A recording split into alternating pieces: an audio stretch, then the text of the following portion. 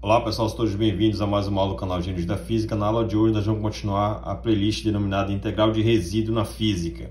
Hoje nós vamos determinar a integral de menos a mais infinito do seno de x sobre x dx. Quanto é que é essa integral? Então, primeiramente, como é o gráfico desse integrando, essa função seno de x sobre x. Então, se você botar essa função, no plano cartesiano, eixo x e eixo y, você vai ver que a curva azul é a função seno de x sobre x. Então, perceba que é uma função que ela oscila, mas a amplitude dela vai diminuindo com o passar, quanto maior o x, tanto à esquerda quanto à direita, essa amplitude ela vai diminuindo, Então, é uma espécie de seno amortecido, Esse seno, de x sobre x, ele vai decaindo com o passar do x, Bem, aonde que aparece na física essa função, Então, quando você tem a chamada distribuição de Dirac, ou delta de Dirac, é uma distribuição definida como sendo a delta de t é o limite quando esse L tende a infinito, esse L mora dentro do seno de t sobre L sobre πt. Então, no limite quando esse L tende a infinito, você tem aqui seno de t sobre t. TL, basta multiplicar um L em cima e um L embaixo, você vai ter um seno de U, U é TL sobre U. Então, de novo, aparece aqui essa integral, esse integrando, essa função, Então, se você, basicamente, qual é a visão, gráfica dessa distribuição, Então, se você plota num plano cartesiano a função, a delta de t menos a de zero, de menos infinito a mais infinito, em t igual a a, essa função, ela é zero em qualquer ponto, em todos os pontos, exceto aqui em t igual a, que ela vai para o infinito, Ela vai para o infinito. O que é legal e interessante de se notar é que essa distribuição, de delta de Dirac, a integral de menos a mais infinito desse delta de t dt é igual a 1, tá? A derivada, a derivada da chamada função de Heaviside no tempo é a própria delta. A função de Heaviside é uma função que é zero em todo lugar, À esquerda, a função de Heaviside de θ de a de t. Então, para um dado valor de a aqui, faltou o a. Para um dado valor de a, à esquerda a função de Heaviside é nula. E à direita, essa função de Heaviside é 1. Então, a derivada dessa função de Heaviside em relação ao tempo é a delta de Dirac, onde aparece também essa função, é no problema de interferência.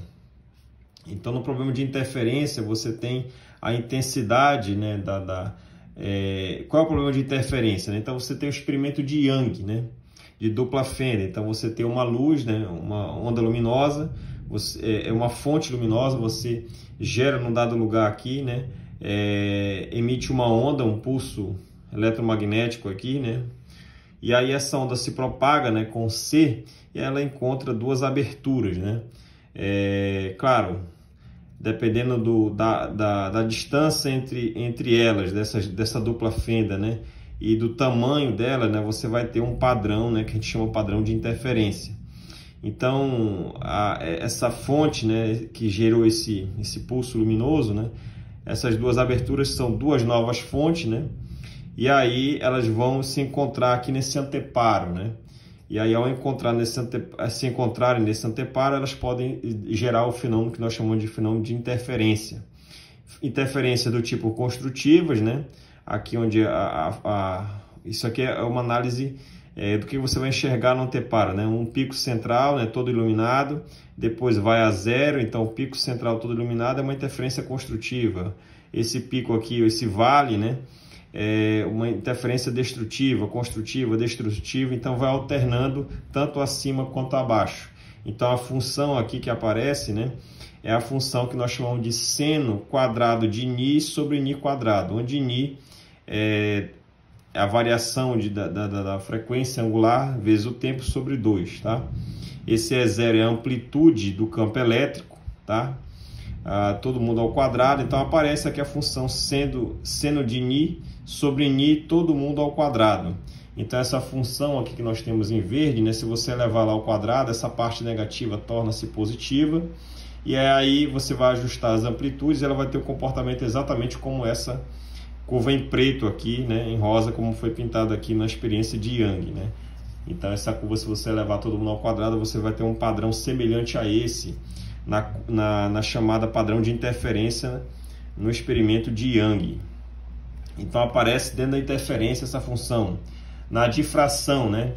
Então no fenômeno de difração, né, você pode ter difração, né, com diferentes aberturas. Então na abertura retangular, quando você incide sobre essa abertura, né, um feixe de laser, por exemplo, né?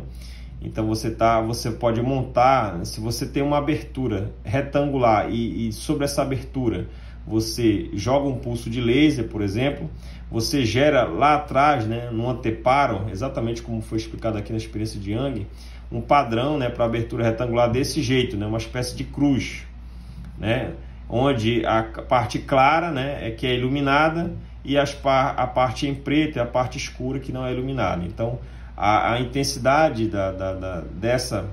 dessa luz, né, em relação ao ponto central e zero, né, você vai ter que é um seno de x sobre x, todo mundo ao quadrado, né, produto com seno de y. Então vai ter funções tanto na direção x quanto y, que você vai ter que fazer aqui uma combinação, né? Então de novo aparece a função do tipo seno de x sobre x, né? Aqui, se você tem aqui a difração, né, de uma abertura circular, né, de novo você vai encontrar a razão da intensidade da luz sobre o ponto, a intensidade central, né? Então você vai ter parte clara, escura, clara, escura, clara, escura. Então a difração ela tem uma característica de que é contornar os obstáculos, né, que estão à sua frente, né? Isso, claro, vai depender do tamanho da abertura e da forma dela, tá? Então aqui você pode mostrar, né, de acordo com Moisés Nussenswagner, a abertura circular, essa razão é 4 vezes. Essa função J é a função de Bessel de primeiro tipo, tá? De primeira ordem, desculpa. E aí, no argumento Ka, seno de θ, A é o raio dessa abertura circular aqui, né, central, dividido por Ka, seno de θ. Essa função de Bessel de primeira ordem aqui, né, de primeiro tipo, ela se relaciona com a função seno de x, seno desse argumento aqui, ó. Então no fundo aqui você pode relacionar essa função de Bessel com seno de Ka, seno, né, desse argumento sobre o mesmo argumento aqui. Então fica seno de uma variável sobre ela mesma, né? Então aparece de novo a função aqui que nós estamos querendo resolver pelo método resíduo. No eletromagnetismo, né, de Maxwell, né, então você tem a chamada equação de Poisson. Então você tem nas equações de Maxwell que o hot de E igual a zero. Então se o hot de E igual a zero, o campo é irrotacional, né? Significa dizer que esse campo pode ser escrito como sendo menos o grade de um potencial escalar, né? E da lei de Gauss, o div de E rho sobre ε0, se você substituir o E como sendo menos o grade de φ, né, você vai ter o div do grade é o laplaciano, tem um sinal de menos, então você vai obter a equação de Poisson. Para fora da fonte, para ρ igual a zero, você vai ter a equação de Laplace. Então como é que você resolve no eletromagnetismo uma equação diferencial parcial como essa, chamada equação de Poisson? Então você pode resolver utilizando, né, as chamadas transformadas de Fourier direta e inversa. Quando você resolve, encontra a solução, e você pode encontrar a solução para o φ, é dado exatamente desse jeito: 1 sobre 4π ε0 integral no volume dv ρ dividido por r menos r', né?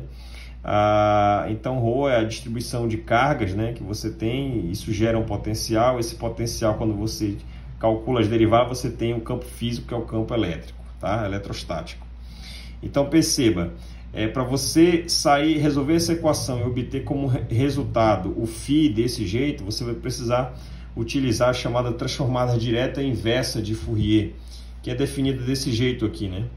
as transformadas de Fourier, D3R, exponencial de K escalar R. Essa aqui é a transformada de Fourier direta, né? Tem um fator de 2π elevado a menos 3,5, e a transformada de Fourier inversa definida desse jeito aqui. Pois bem, com essas definições, você pode chegar ao seguinte resultado, né? Você também pode utilizar, o seguinte resultado: a transformada de uma função elevada a n, né? Porque aqui o que você tem, né? Você tem derivadas de segunda ordem atuando em φ. Então, se você tem uma função de uma dada ordem de derivada, né? Você pode aplicar essa propriedade aqui da transformada, né? Isso aqui é 2, né? Segunda derivada, então aqui é um 2, vai ter um k quadrado aqui. E usar a definição da delta, que é essa definição aqui da delta, é a transformada da delta de Dirac, né? Desse jeito. Você pode encontrar da transformada inversa, né? Ao resolver esse problema aqui, né? Você vai encontrar exatamente, ter que calcular a transformada inversa dessa função exponencial desse fator sobre k quadrado. E aí quando você faz isso, né, você vai acabar relacionando esse resultado com a integral de menos a mais infinito do seno de x sobre x. Então de novo aparece a nossa integral aqui. Na mecânica quântica, né, no cálculo da partícula livre, você tem a equação de Schrödinger, uma equação de alto valor, né, Hψ é psi, o operador atuando na função é igual a um alto valor vezes a função. Essa função depende de x e t, se for uma dimensão espacial, uma temporal. Se for quadridimensional, você tem três valores de coordenadas espaciais, x, y e z, e a variável temporal. E aí, se você aplica as condições de quantização dos operadores momento linear e hamiltoniano, né, dado por menos i, h cortado nabla e h cortado derivada no tempo, você tem a chamada equação de Schrödinger. Equação de Schrödinger dependente do tempo. A equação de Schrödinger é como se fosse análoga à equação da lei de Newton. Só que a lei de Newton, a equação de Newton, ela vai te dar toda a dinâmica de um sistema clássico. Já a equação de Schrödinger é a dinâmica, né, de uma partícula sem spin, né, não relativística, né, no regime da mecânica quântica, perfeito? Quando você resolve essa equação diferencial pelo método de variáveis separáveis, né, você pode encontrar que a solução temporal é uma constante exponencial de t sobre h cortado é h sobre 2π, a constante, h é a constante de Planck. E aí você, ao fazer isso, você transforma essa equação que depende de r e t numa equação puramente de Schrödinger, independente do tempo, onde você já isolou a parte da solução temporal, que é essa aqui. E aí quando você, dependendo do valor de V, que é o potencial, você vai ter uma solução de Schrödinger independente do tempo diferente, né? E aí, ao encontrar esse φ, basta multiplicar com t, você tem a solução completa da função de onda. A função de onda, ela te traz todas as informações físicas do teu sistema, onde esse k, né, é a raiz quadrada de 2m, m é a massa da partícula que você está estudando, é a energia dela sobre h cortado. Essa função de onda vai ser o produto da solução dessa equação diferencial, né, para φ, totalmente espacial, vezes essa exponencial temporal aqui. E aí, olha só que interessante, né? Você pode abordar desse jeito, ou se preferir, você pode definir uma função de onda, né, como sendo uma transformada de Fourier, né, para os espaços dos momentos, né, os momentos K. Então, se você pegar a partícula livre, considerar, por exemplo, o potencial dela, ela não está atrelada a nada, o potencial dela é nulo, e você resolve essa equação, né, você vai obter exatamente uma integral de menos a mais infinito para você resolver aqui, ó. E aí, adotando que essa partícula em t igual a zero, ela está posicionada, né, entre menos a e a, ela tem um valor, essa função, e em qualquer outro caso, fora desse domínio, essa função de onda é zero. Quando você faz isso, né, aqui nessa função de onda, você vai encontrar, né, uma função de onda desse jeito, né? Você vai encontrar aqui uma constante de normalização, né? A é a região onde você pode encontrar a partícula livre. E aí de menos a mais infinito, você aparece aqui seno de k a sobre k exponencial de kx menos h k quadrado sobre 2mt dk. Esse termo aqui é basicamente o que nós temos aqui, olha. Se você dividir energia por h cortado aqui, ó, energia eleva todo mundo ao quadrado, né? Quando você levar todo mundo ao quadrado aqui, vai ficar k quadrado, h cortado ao quadrado, 2me. E aí você isola somente e sobre h cortado. Então vai ficar um K quadrado H cortado sobre 2M, é o que aparece bem aqui na solução do tempo. Aqui, ó. E o outro termo é Kx, que vem daqui da transformada para o espaço dos momentos, né? Transformada de Fourier. Então, perceba que aparece uma integral de menos a mais infinito aqui dessa função no espaço dos momentos, né? Então, aparece a função que nós temos aqui para resolver, né, por integral de resíduo, dentro da mecânica quântica, quando você ataca o problema de partícula livre. Perfeito? Então, pessoal, com todo esse arsenal aí de aplicações, né, e tantas outras que eu não coloquei, vamos resolver essa integral aí de menos a mais infinito do seno de x sobre x dx. Quanto é que ela vale? Primeiro você já começa fazendo, sabendo da decomposição de Euler, que a exponencial de x é um cosseno de x mais i seno de x, onde esse cosseno é a parte real dessa função, mais i seno de x é a parte imaginária dessa função. Então você vai trocar bem aqui, né? O seno de x é a parte imaginária dessa função, dessa função complexa, perfeito? Então fica uma integral de menos a mais infinito, a parte imaginária dessa função exponencial de x sobre x dx. Essa parte imaginária, né? Essa função x é puramente real, tá? Não tem nada complexo aqui, né? Então você pode colocar essa parte imaginária fora, multiplicando toda essa fração da exponencial de x sobre x, e como a parte imaginária nada está relacionado com essa integral, ela pode sair de dentro do integrando e ficar aqui fora. Então você fica a parte imaginária fora de toda essa integral que ficou, né? Exponencial de x sobre x dx de menos a mais infinito. E aí nós vamos fazer o que nós chamamos, né, na cálculo de integral complexa, chamada extensão analítica. E aí vamos analisar aqui o plano complexo dessa função, né? Então você tem a função aqui, a parte real, eixo x, né, eixo y, a parte imaginária do plano complexo. E aí você sabe, né, que você pode relacionar essa integral aqui real com uma integral complexa de resíduo, que é a integral fechada, né? Então você vai calcular exatamente como está aqui. Então vai ficar a parte imaginária de uma integral fechada, então você vai ter que escolher um contorno, né, por cima ou por baixo, né? Uma integral fechada da exponencial de troca a variável x por z, tá aqui, ó. Fica exatamente igual a parte imaginária, caminho fechado. Se eu escolher o caminho de cima ou de baixo, o caminho fechado, eu vou fracionar ele em partes, né? É assim que é a ideia da extensão analítica, né? Como já foi feito em aulas anteriores, nas outras duas integrais que já fizemos aqui. Então a parte imaginária vai ficar de menos r até r. A exponencial, aqui a variável é puramente sobre o eixo real, sobre o eixo x.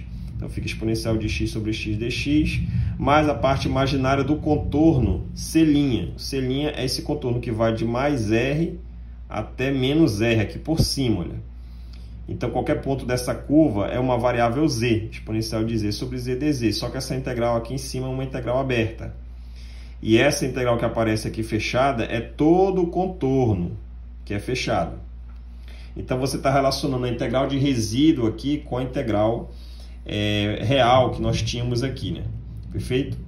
Só que para fazer a extensão analítica, você tem que levar em conta que esse R tem que ir para o infinito, para você pegar todo o espaço do plano complexo. Então esse R tem que tender a infinito de toda essa expressão.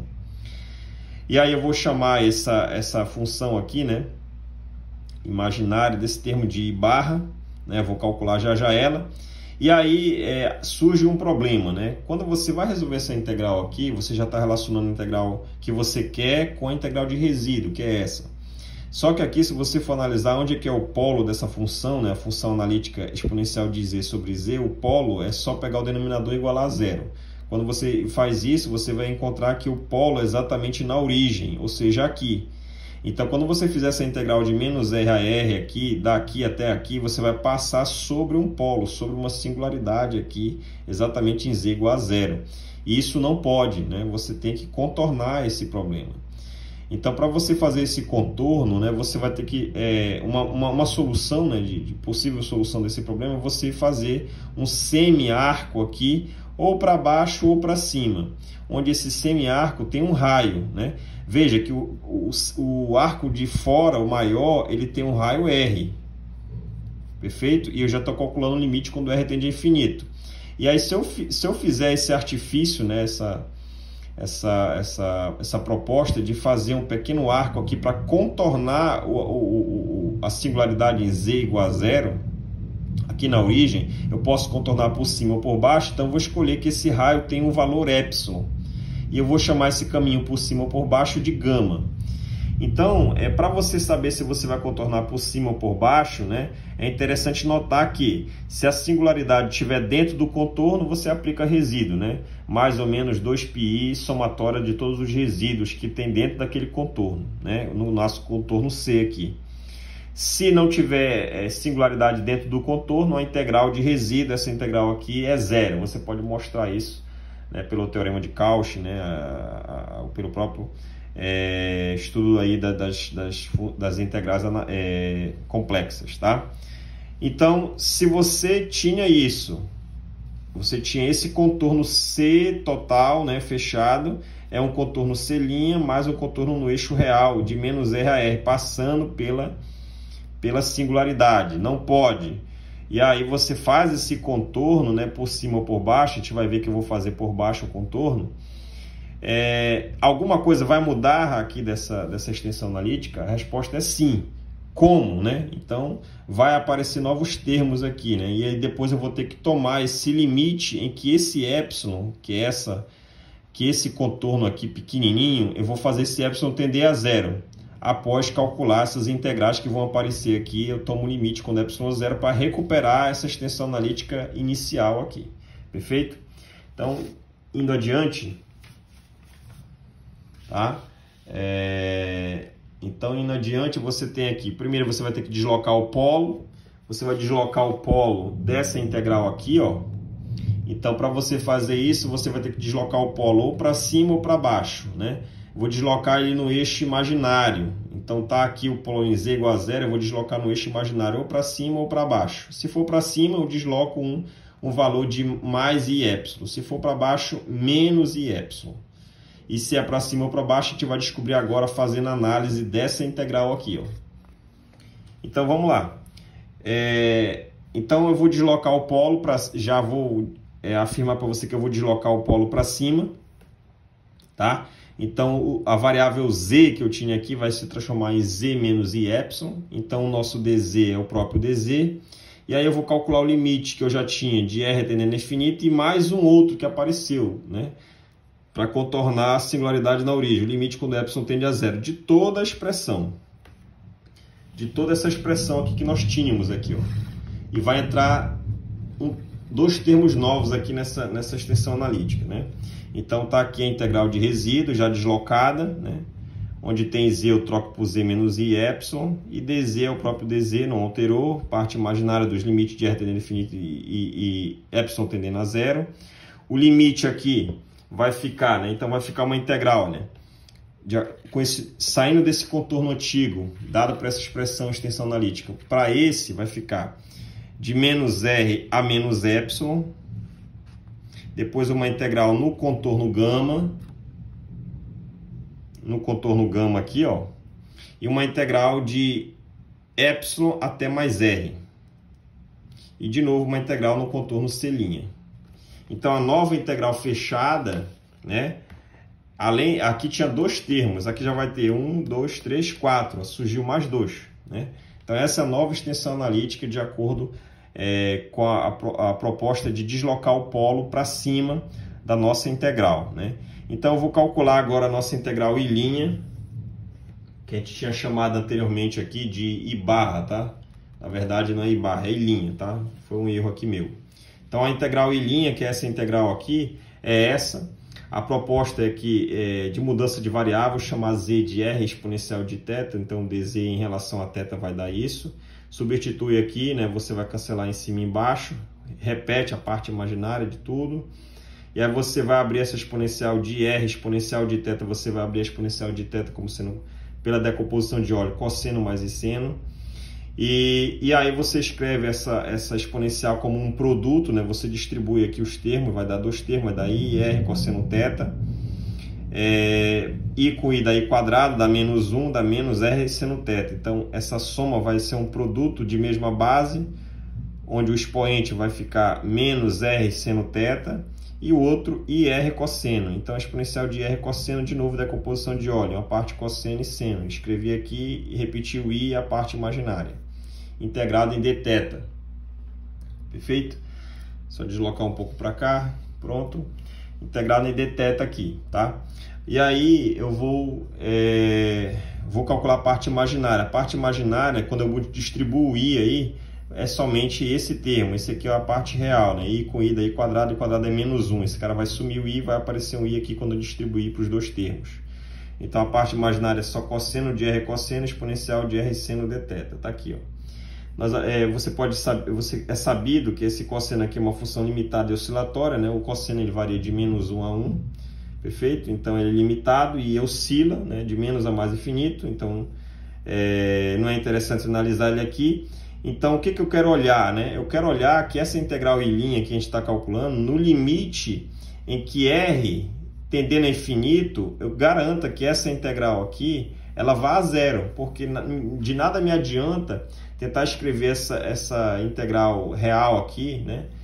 Que nós tínhamos inicialmente em termos da integral complexa de resíduo, se apareceram 3 novas integrais. Então, isso é um trabalho que pode ser mais trabalhoso, né? Você pode ter mais trabalho de obter esse resultado, né? Pode se tornar até inviável nesse caso. Então, você tem que ou fazer essa integral ir a zero ou dar um valor finito, né? Já que você tinha uma integral inicialmente, né? Que tinha uma singularidade, ela divergia. Então, o que acontece? Essa função oscila, então no limite em que esse R tende a infinito aqui, ó, tem um R aqui no expoente real, uma exponencial real. Então, se o seno de θ ele for positivo, e quando esse R tender a infinito aqui nesse limite, o que significa? Essa exponencial negativa ela vai a zero, ou seja, toda essa integral se anula, já que esse camarada é limitado e oscilatório.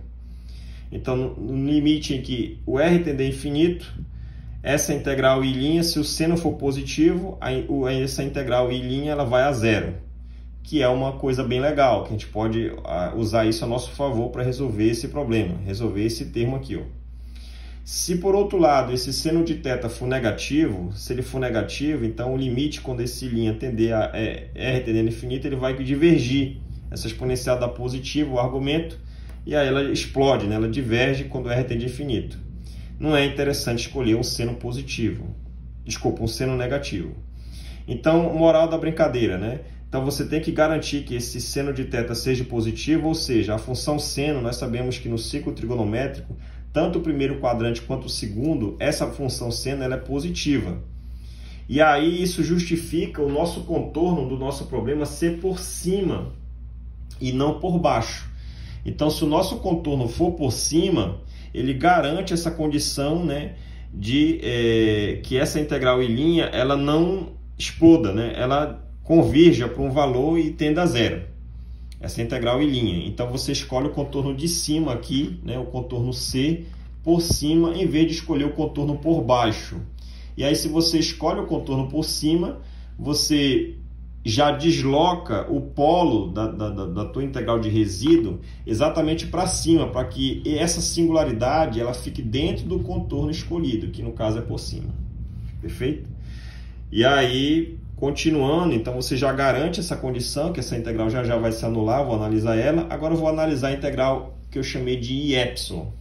Então vamos calcular aqui a integral de IY, vou repetir ela aqui e fazer a análise, né? Agora no contorno gama. O contorno gama é esse contorno aqui que vai ser nosso por baixo, né? É um semi-arco, é um semicírculo, né? Agora o nosso Z, ele é um epsilon, que é o raio, né? O epsilon, que é a variável que eu vou já calcular o limite quando ele tende a zero aqui, ó. Epsilon exponencial de φ, dz é a mesma coisa.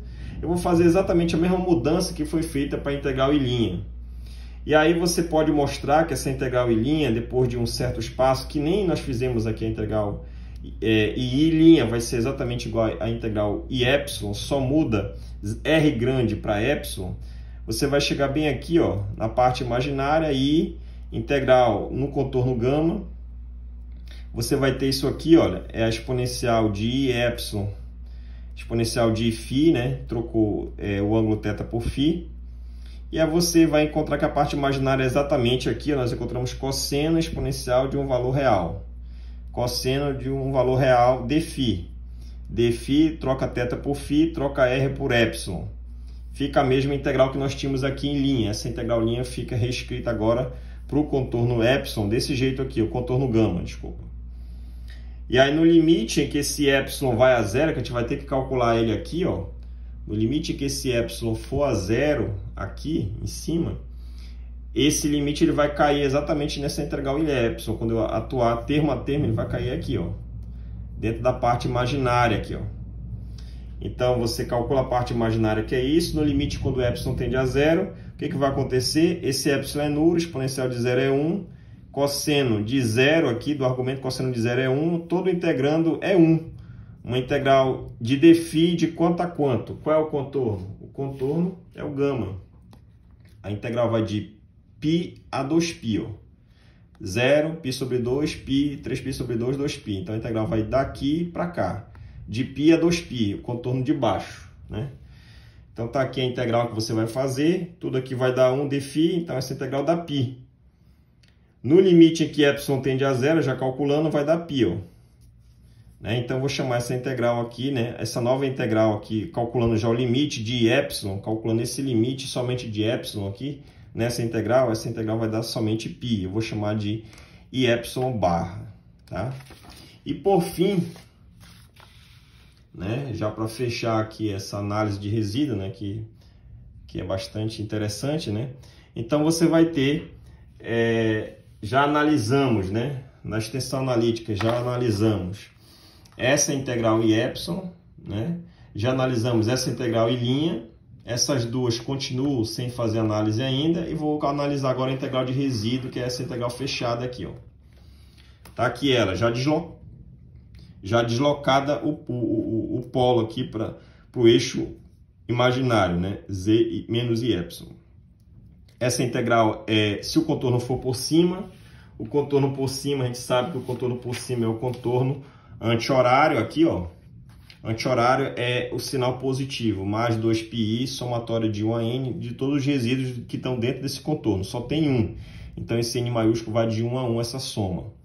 Então, o nosso resíduo, essa parte, é dado por essa forma, que já foi discutida aqui. M é a ordem do polo, as derivadas emésimas. Fz é a função que aparece aqui dentro do integrando da tua integral complexa fechada, né, de resíduo. E aí você calcula o polo, é exatamente pegar o denominador igual a zero. Calcula o polo vai ser em i epsilon, né? Vimos aqui que o nosso polo é mais i epsilon aqui, ó. Perfeito? Tá aqui. E ele está elevado à potência 1. Então, a ordem do polo é m igual a 1. É o polo simples, né? A ordem do polo. E a função f de z é tudo isso que multiplica aqui. Então, você vai escrever essa integral. Cálculo 2πi. Já essa soma de todos os resíduos vai dar o próprio resíduo somente num polo, que é dado por essa expressão. Já para m igual a 1, essa derivada vai dar 1, isso aqui tudo vai dar 1. Fica só o limite desses termos elevado a 1 fz. Está aqui, ó. Limite, quando o z tende a z0, que o z0 é o i epsilon. E aí você tem z menos o polo elevado a 1 vezes a função fz, que é isso aqui, ó, que está dentro do integrando aqui, ó.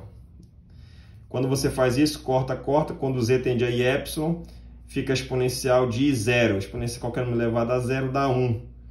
E aí você fica somente que essa integral vai dar 2πi. I é um número complexo, tá?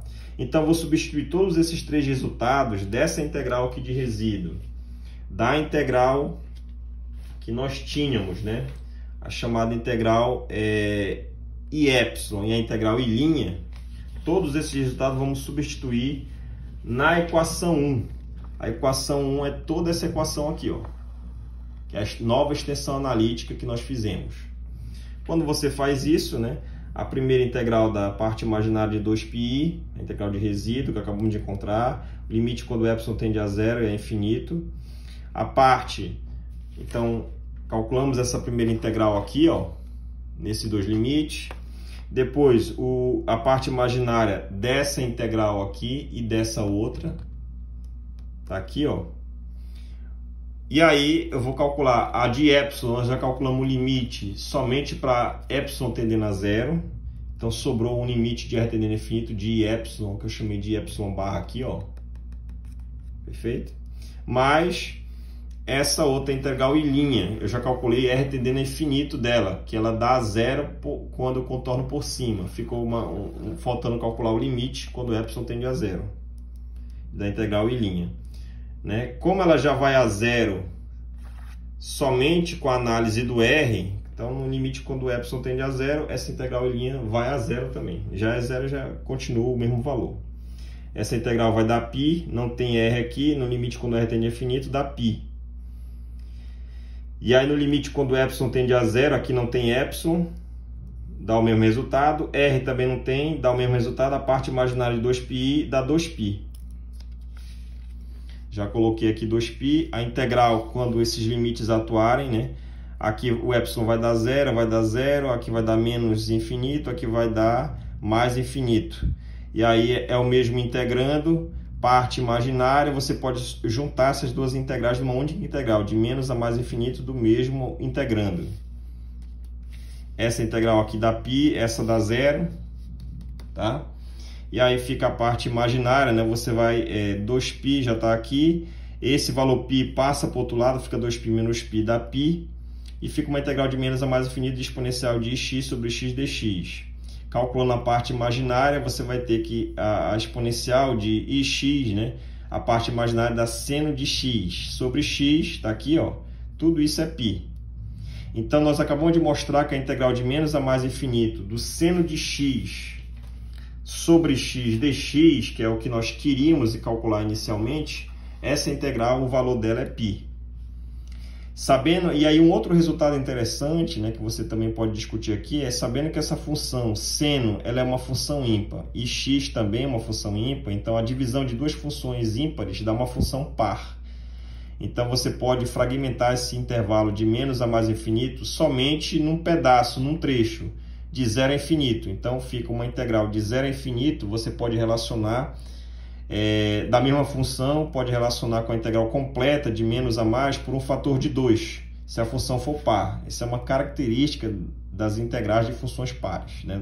A função que está dentro do integrando. Então, se essa integral aqui é π, nós acabamos de calcular, essa integral que vai ser a metade, né? Esse valor vai passar para cá dividindo, vai ser a metade desse valor aqui.